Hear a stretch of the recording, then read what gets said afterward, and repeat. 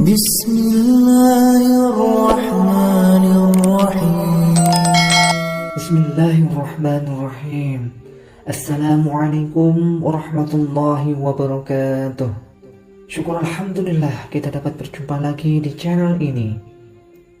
Shalawat serta salam semoga tetap tercurahkan pada junjungan kita baginda Nabi Muhammad sallallahu alaihi wasallam. Allahumma shalli ala sayyidina Muhammad wa ala ali sayyidina Muhammad. Sahabat beriman yang dirahmati Allah Subhanahu wa taala, salat tahajud adalah salat sunnah yang sangat populer. Salat ini hampir tidak pernah ditinggalkan oleh baginda Nabi Muhammad sallallahu alaihi wasallam. Beliau pernah mengatakan, sekiranya dia tidak khawatir salat ini akan diwajibkan, maka dia menganjurkan semua umatnya mendirikan salat tahajud di tengah malam. Keistimewaan salat tahajud tertuang dalam Al-Quran surat Al-Isra ayat 79. Wa minal laili fatahajjad bihi nafilatan lak asa an yab'asaka rabbuka maqaman mahmuda. Pada sebagian malam lakukanlah salat tahajud sebagaimana suatu ibadah tambahan bagimu. Mudah-mudahan Tuhanmu mengangkatmu ke tempat yang terpuji. Quran surat Al-Isra ayat 79. Wahai sahabat, sekiranya orang memahami kedalaman makna ayat ini, niscaya semua umat Islam tidak akan meninggalkan sholat tahajud. Keutamaan sholat tahajud mencuat karena dilakukan ketika semua orang asyik dalam tidurnya. Sementara ada segelintir hambanya tersungkur di atas sajadah di tengah malam yang sunyi. Antara yang menyembah dan yang disembah terjalin interaksi begitu akrab. Terkadang terasa antara sang pencinta dan yang dicintai larut dalam kehangatan cinta. Sesekali air mata haru kerinduan membasahi sajadah.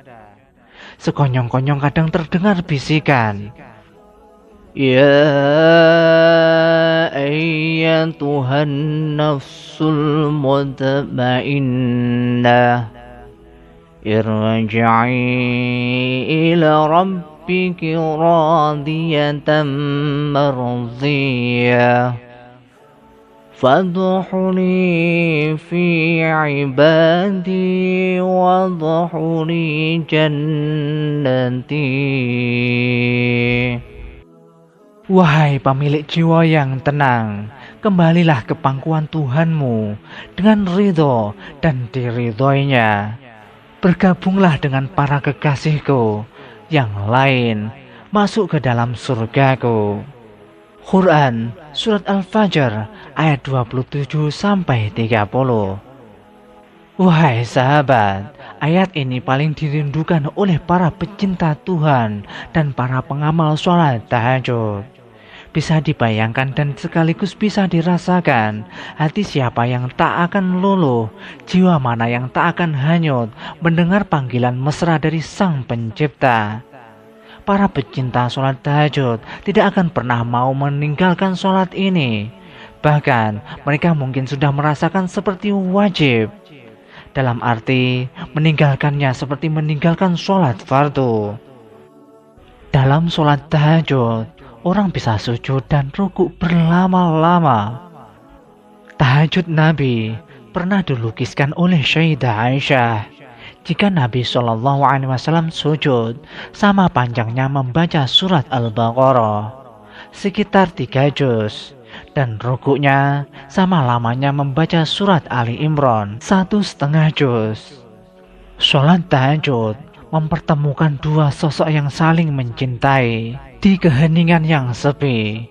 Wajar jika sholat tahajud melahirkan power yang luar biasa. Waktu yang terbaik untuk bermunajat kepada Allah Subhanahu wa taala adalah dikala malam telah larut, ketika manusia dan makhluk lainnya terlelap dalam tidurnya. Kehidupan mulainya lenggang Di saat itu, bangunlah dan hadirkan hatimu dalam mengingat Allah. Resapilah kelemahanmu dan hadirkan kebesarannya. Nikmatilah kedamaian dan ketenangan ketika engkau mengingatnya. Engkau jadi gembira karena nikmat dan rahmatnya. Tapi engkau pun menangis karena takut akan pengawasannya. Engkau curahkan segala hajat dan beristighfar ke hadiratnya, maka jadilah apa yang dikehendaki. Curahkanlah segala permohonanmu, baik duniawi maupun ukhrawi, hanya kepadanya. Wahai sahabat, banyak ayat dan hadis yang menerangkan keutamaan waktu malam dan mengisinya dengan ibadah. Para hamba Allah yang soleh pun selalu menganjurkan agar kita memanfaatkan waktu itu untuk berpacu dalam amal soleh.